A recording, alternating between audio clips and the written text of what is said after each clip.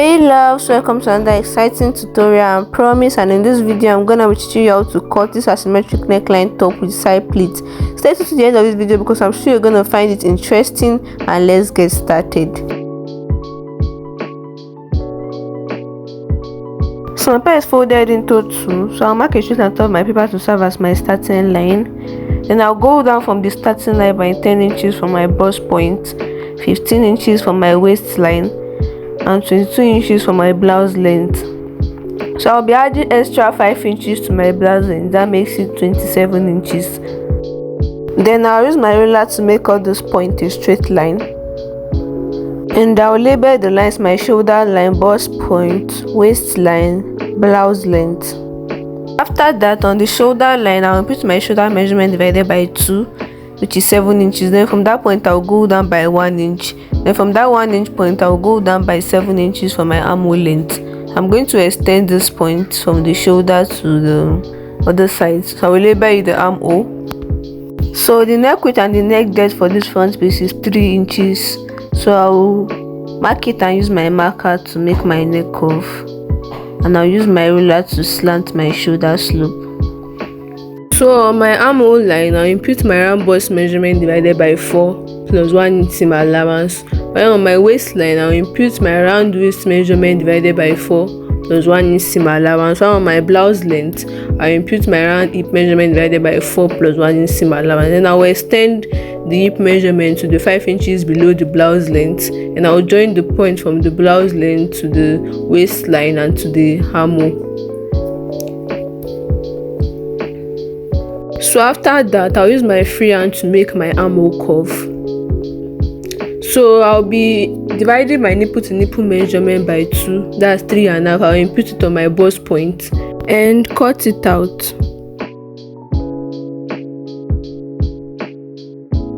So after cutting, we'll keep the front piece aside and move to the cutting of the back piece. So for the cutting of the back piece, we're going to be cutting it exactly like the front piece.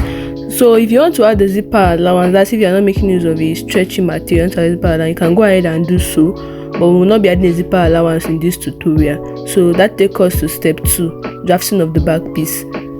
So this is my new paper for the back piece. I'm going to place my front piece directly on it.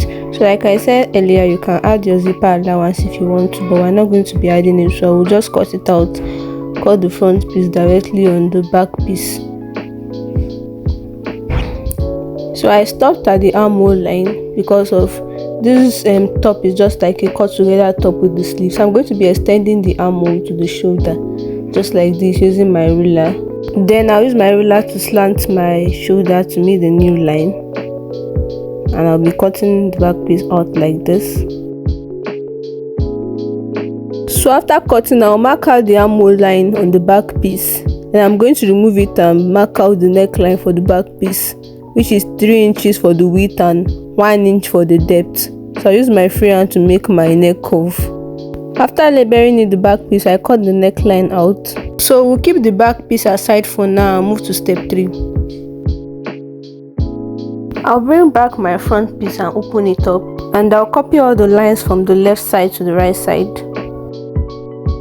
So after that, I'll divide what I have in my shoulder there by 2. Then I'll be extending it to my nipple to nipple span, which is 7 inches divided by 2, that's 3.5. I'll do the same thing for the other side, and I'll use my ruler to slant from the shoulder to meet my nipple to nipple span.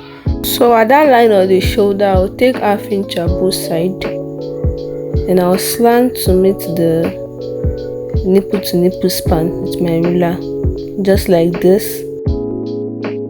So after that, I'll label the side, the left side and the right side.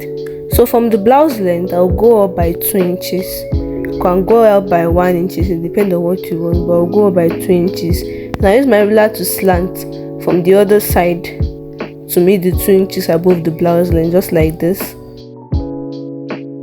So after that, I'll cut open the shoulder dart, and I'll use my tape to close it up. So guys, that's what the way I'm closing the shoulder dart up.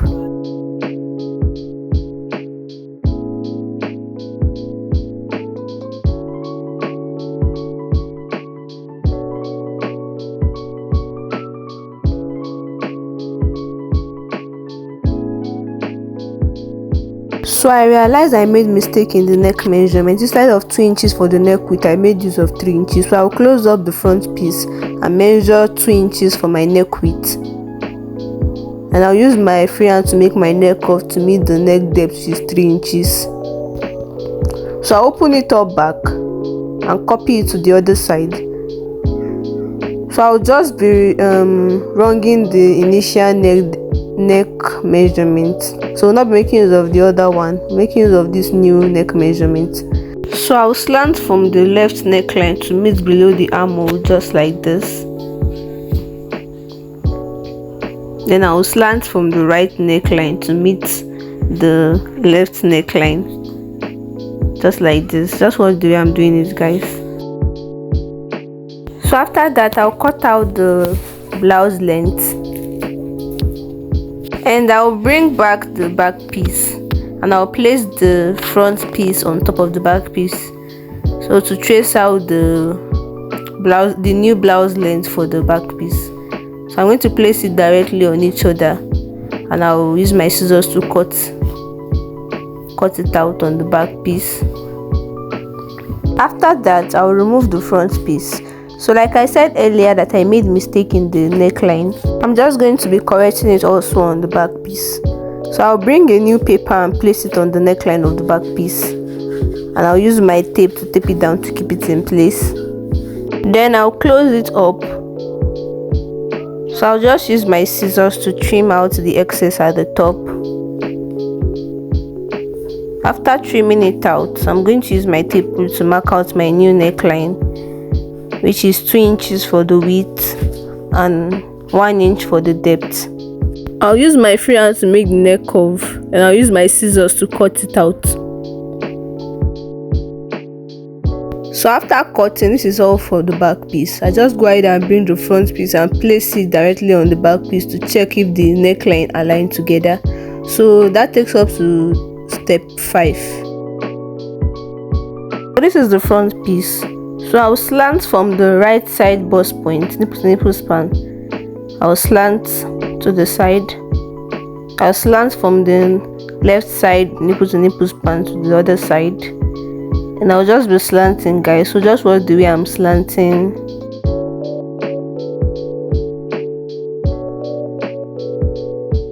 So we are making use of 5 slanted lines. So I'll just be cutting open all those lines that I've made for the slash and spread method.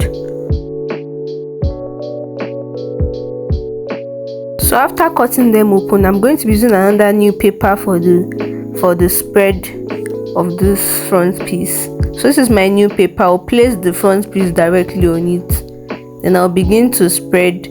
So I was using my tape to tape it down before, but I realized that when I want to remove it, it won't be easy for me to remove the tape. So I went to get my pin and start pinning it down to keep it in place. So for the cut together of the front piece, I'll use my ruler to extend from my armhole line to the shoulder of this front piece. So just watch the way I'm doing it. Then I'll slant the shoulder to meet the new line. I'll do the same thing for the other side.